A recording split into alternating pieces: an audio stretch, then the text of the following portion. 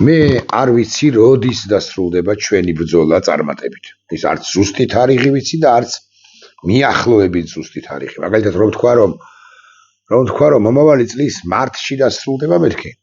გასაკვირველია, არ ვიქნები მართალი. შესაძლოა მარტშიც დასრულდეს და შესაძლოა თებერვალში, ან შესაძლოა სექტემბრამდე გაიწელოს. შესაძლოა 27 წლამდე გაიწელოს.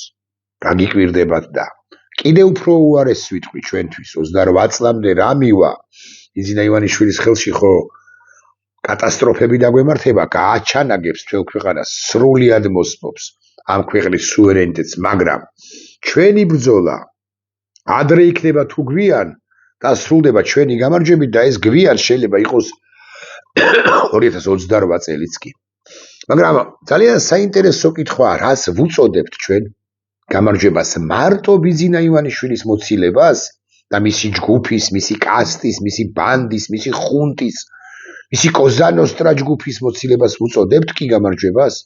თუ ისეთი სახელმწიფო უნდა შევქმნათ,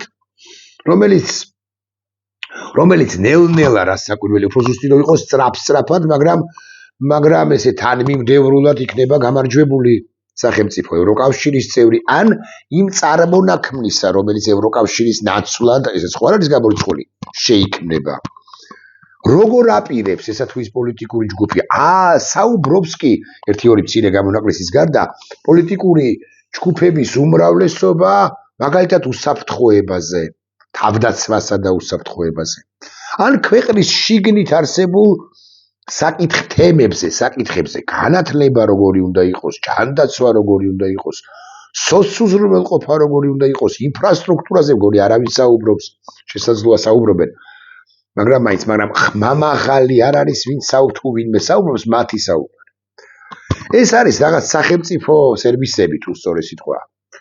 ასევე ყველა სხვა მომიჯნავე სფეროც გაგიკვირდებათ და გასასწორებელია. მე ერთგან თქვი სხვებსაც უთქვამთ, რომ გასასწორებელია მთა და ბარი მეთქი.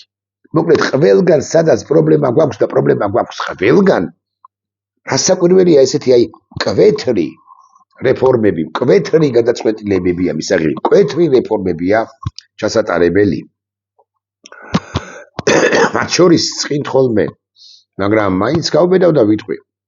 მათ შორის ეკლესიაში არა, დავით აღმაშენებელი არ აყვავსო ვინმე იტყვის და ვერ ჩავატარებთ რუის სულბნისის კრებას. რუის სულბნისის კრება ხო რაღაც სიმბოლური სახელწოდება. აქ საუბარი არის ქრისტეს ღმერთის დაბრუნებაზე საპატრიარქოსა და ტაძრებში.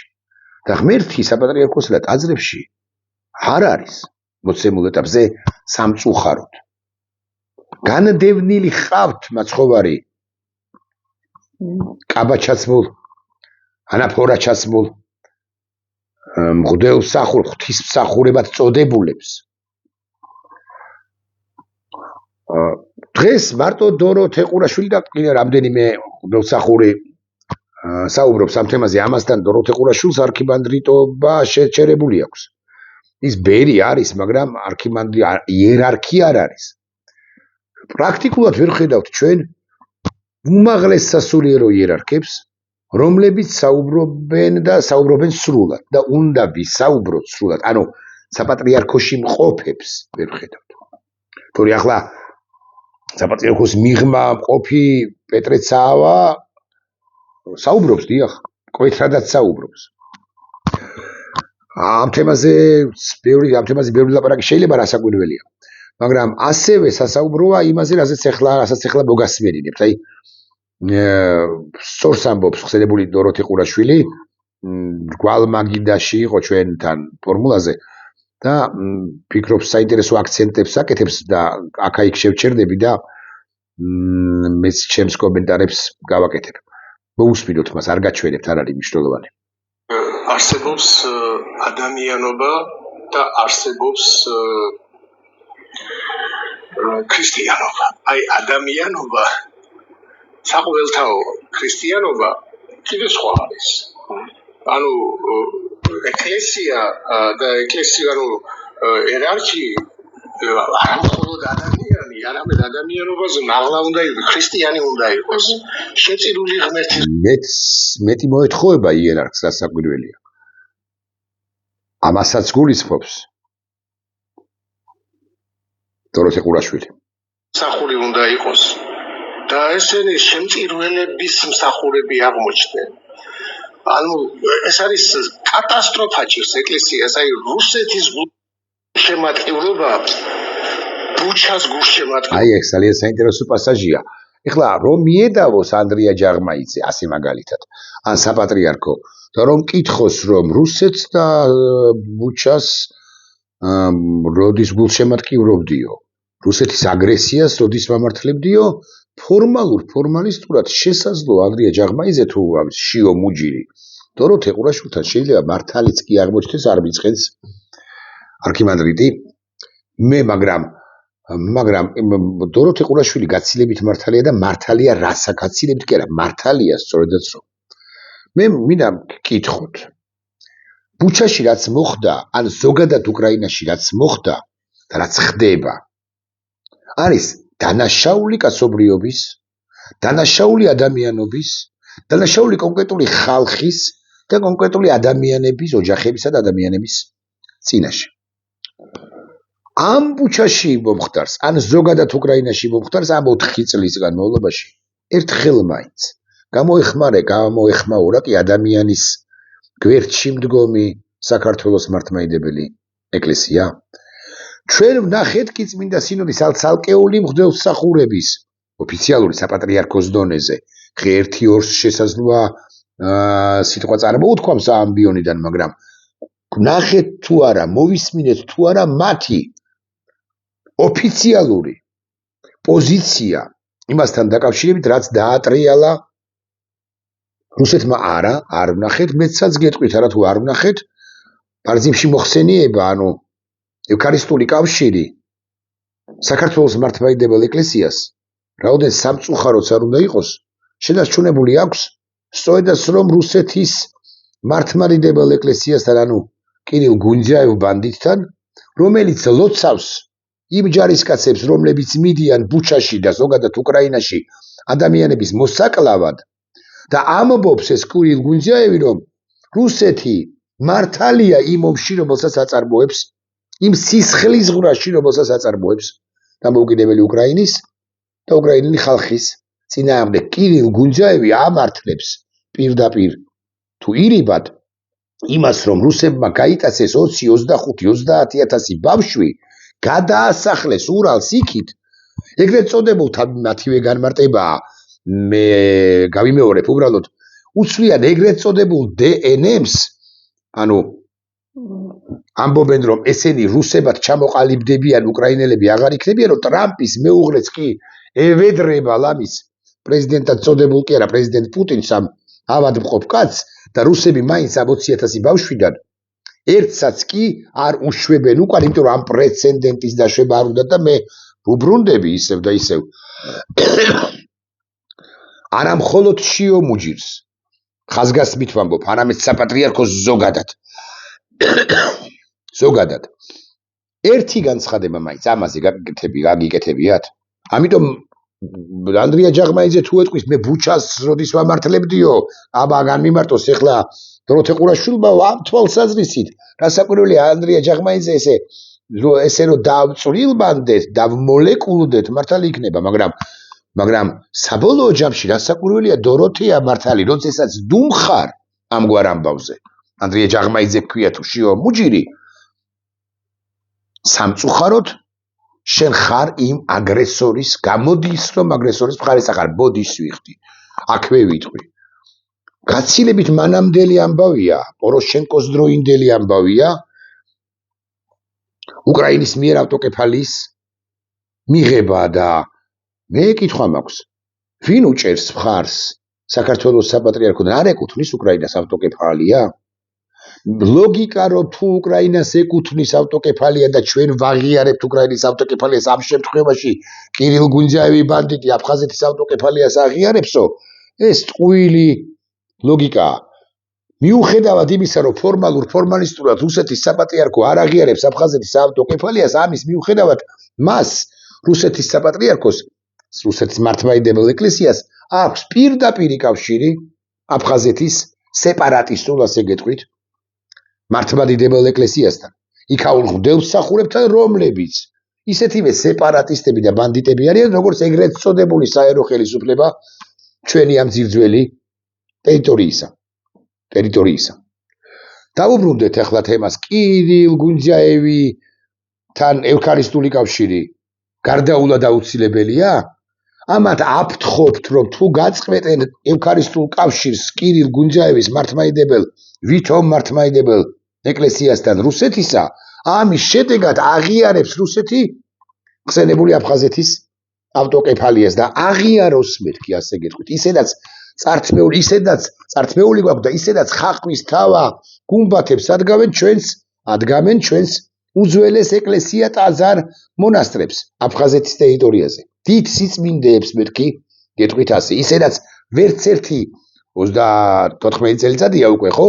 ვერც ერთი ღვთისმსახური ვერ გადასულა გალის რაიონშიც კი, არათუ სოხუმში ან ბიჭვინთაში და ვერ მოუნახულებია ის სიწმინდეები, რომლებიც აქვს. დავუბრუნდეთ ის თემას მაშ, ვისკენ არის საქართველოს მართლმადიდებელი ეკლესია და როდესაც მე ვსაუბრობ, ან არა მარტო მე, თა და ბარი უნდა გასწორდეს მეთქი, მათ შორის უნდა გასწორდეს თა და ბარი საქართველოს საპატრიარქოში. არ ნიშნავს ეს იმას, რომ რომელიმე ტაძრის, რომელიმე ძალიან კარგი ტაძრები ვიცი მე, ძველებიც და ახლებიც, ახალაშენებულებიც, ძალიან კარგი ღვთისმსახურები ვიცი მე.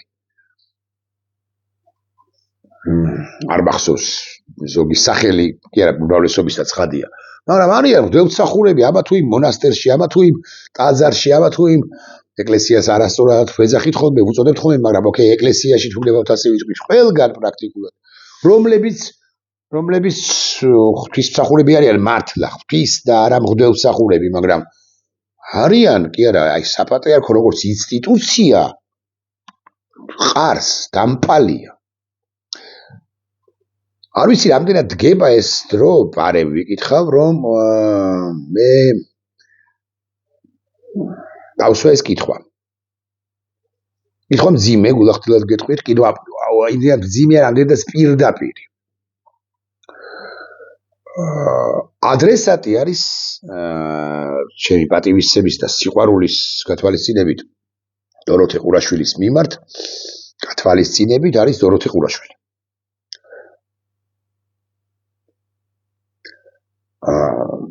საუბრობთ თუ არა საპატრიარქოზე და საუბრობთ თუ არა კრიტიკულად საქართველოს კათოლიკოს პატრიარქ ილია მეორეზე. თუ არ ვსაუბრობთ, რატომ?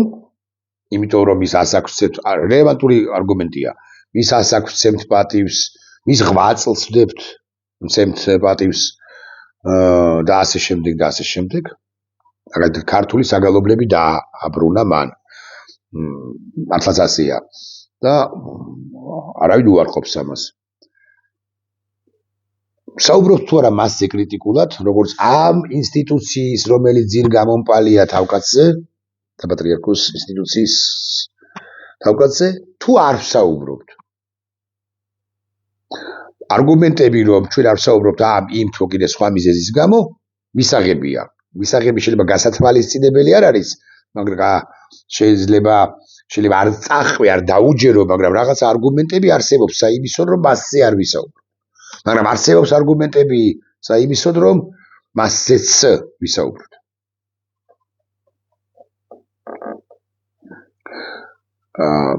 ასე ვამბობ ხოლმე მე, როცა იქნება როცა 20 წლის შემდეგ პატრიარქი ილია მეორე აღესრულება.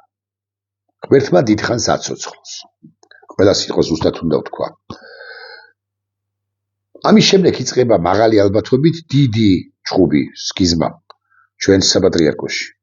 ახლა რო ზმაკაცობენ ერთმანეთთან, ის ღვთისმსახურები, ღვთელმთავრები, მაღალი იერარქები ერთმანეთს დაერევიან. ჩემი წარმოდგენით, ჩემი პროგნოზით. ერთი იტყვის, რომ ის მონასტერი თუ ის ეკლესია, ის ტაძარიო ჩემიაო, აქ ვსახურობ 30 წელიწადიაო. და მეორე იტყვის, რომ მაშინ თუ ის შენია, ეს ჩემია.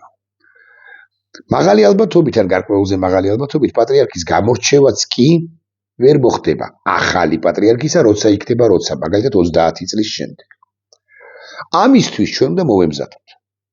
მაგრამ ჩვენ გაცილებით მანამდე, რომ ბიზნა ივანიშვილი რომ დასრულდება მაგ პერიოდისთვის, უნდა მოვემზადოთ იმისთვის, რომ ჩვენ ღვთისმსახურებთან ერთად და არა ეშმაკმსახურებთან ერთად ჩავატაროთ, მათ უნდა ჩაატარონ პირველ ყოვლისა, მე რა უფლება მაქვს, ჩავატაროთ, ძიმე სიტყვები არ მინდა ვთქვა, მაგრამ მაინც მათ უნდა ჩაატარონ ერთგვარი რეფორმა საქართველოს საპატრიარქოში. რეფორმა დაფუძნებული ქრისტეს ჯულზე, რა საკვირველია, მაგრამ ეკლესიიდან უნდა მართლმადიდებელი ეკლესიიდან უნდა წავიდნენ პირები, რომლებმაც ხალხსაც და ქრისტესაც უღალატეს. ეს არის სიმართლე. ძიმე მოსასმენი, მაგრამ სიმართლე. მე ამის თქმის უფლება გაკეთების მით უბედეს. არა მაქვს. თითქოს მეცაც გეტყვი, არც ერთ საერო ხელისუფალსაც არა აქვს. დავით აღმაშენებელი, იმიტომ გახდა დავით აღმაშენებელი, რომ ესეთი ნაბიჯები გადადგა. 1003 წელს მათ შორის რუის ურბლისის კრება რომ მოაწყო. ესე თავიდანვე კი არ დაიბადა დავით აღმაშენებლად. ხო? როდესაც ესეთი მკვეთრი ნაბიჯები გადადგა, გარდაუვალ აუცილებელი სახელმწიფოსთვის. მერე შეიქმნა ის დავით აღმაშენებლად. მერე მოხდა მისი სახელდება, სხვაშორის მისი სიცოცხლეში არა. შემდგომ პერიოდში, შემდგომ საუკუნეებში აღმაშენებელი მერე ეწოდა.